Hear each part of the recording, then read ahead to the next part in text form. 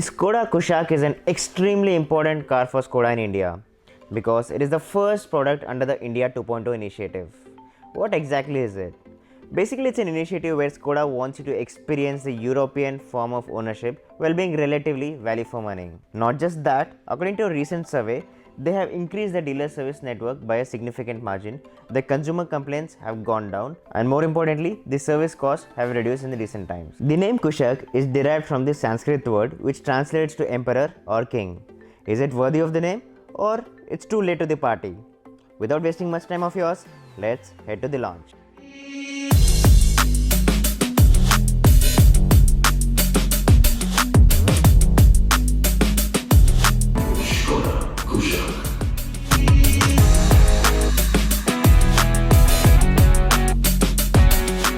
After a long wait, we are finally here with the much awaited Skoda Kushaq, and just like any other Skoda out there, the design of this has left us very impressed. It follows the typical crystalline design language just like any other Skoda out there, and the center of attraction is the humongous grille, which goes very well with the design theme of the Kushaq here.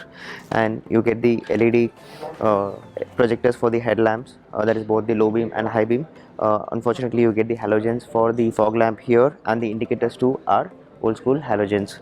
And talking about the bumper, surprisingly the bumper is finished in two tones. The top of the bumper is finished in the body color, and the lower half of the bumper is finished in black. And you get the silver underbody protection here, which is also a skid plate, and you get the proud Skoda logo, which is embossed in the center of the bonnet. Overall, we feel that the design has done justice to the Skoda Kushaq.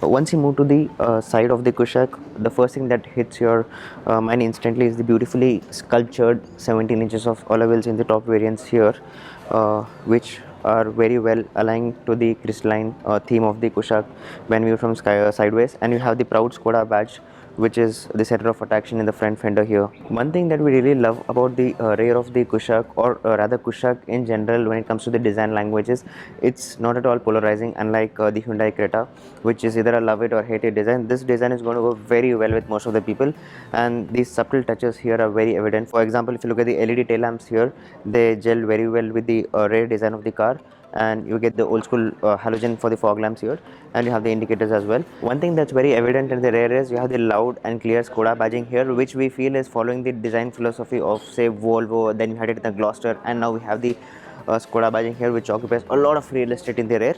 And you have the Kushaq's badging here, which is neat and nice, and you have the rear wipers here.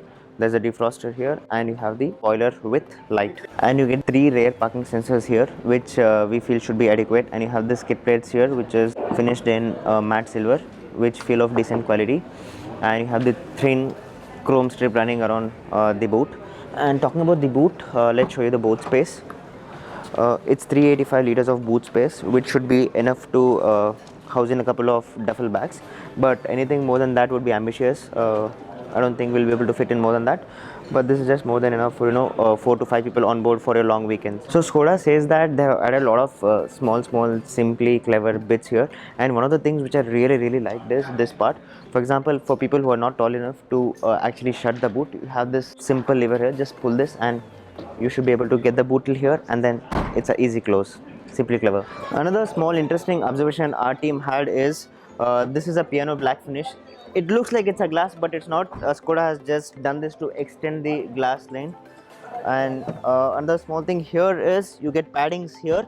Normally you get the paddings on the doors, but you get the paddings here as well, so that the doors are comfortably shut. So talking about the heart of the Skoda Kushaq, which is a very important aspect considering that it's a German car, which is slightly driver oriented mostly. Let's check this out. So first things first, you don't get hydraulic struts for the bonnet.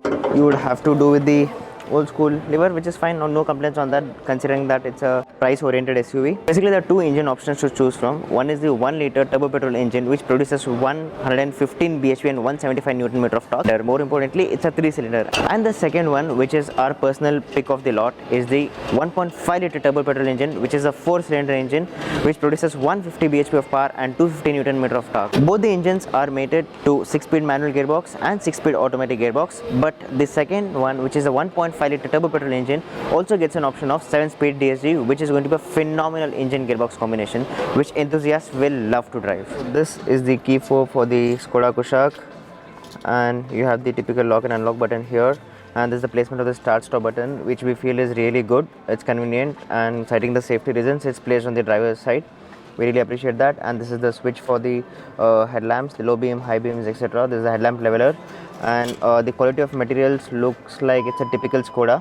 Although it's not the best like say the Kodak or the Super, which is the flagships, but it's more than enough for this price bracket.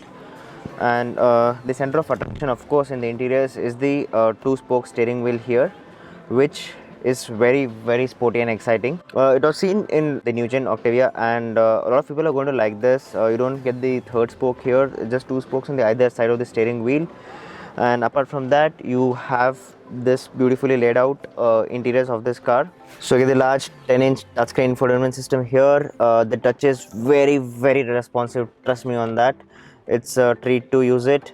You get the Android Auto and Apple CarPlay, and a lot of other Bluetooth connectivity options as well. We'll explore more about it when we get into the review of the car later.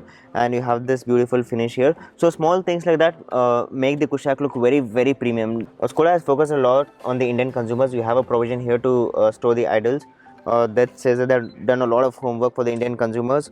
And you have the bottle holder here. The best part is you have the anti-slip pad here in the bottle holder, and Skoda says that you'll be able to open the lid of the bottle using just one hand. That's the amount of attention to detail that Skoda has done. There's a lot of space below the center armrest here. It's deep enough but not very wide, but no much complaints on that. And then you have the provision to store your mobile here, which is again leather finished so that there are no scratches on your phone. So a lot of people are waiting for the sunroof here. Of course, you don't get the panoramic sunroof here, but there's this sunroof which is electrically retractable, and it's going to bring smiles to a lot of prospective customers when they walk into the Skoda showroom to check out the Kushaq. So this is the automatic transmission here, and not to forget, you get decently sized dead pedal, but it's just decent enough. It's not very big or something.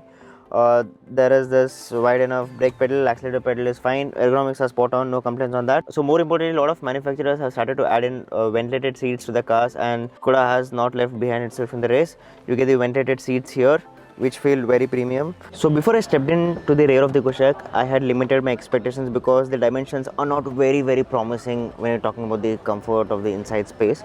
But things are not like that actually. The wheelbase is highest in the segment, and that's very evident here. So before we move on to the comfort, I'll just talk about the 2 bits that I did not like. One is the plastic quality of the doors, which feel, you know, typically it doesn't look like the standards of Skoda or whatever we expected from a typical German manufacturer. And second thing that I did not like is the window line here. It's quite high, which can make you feel claustrophobic in longer durations of your journeys. And talking about the positive bits, you get the rear AC vents, which are going to be very helpful in our tropical summers of our country.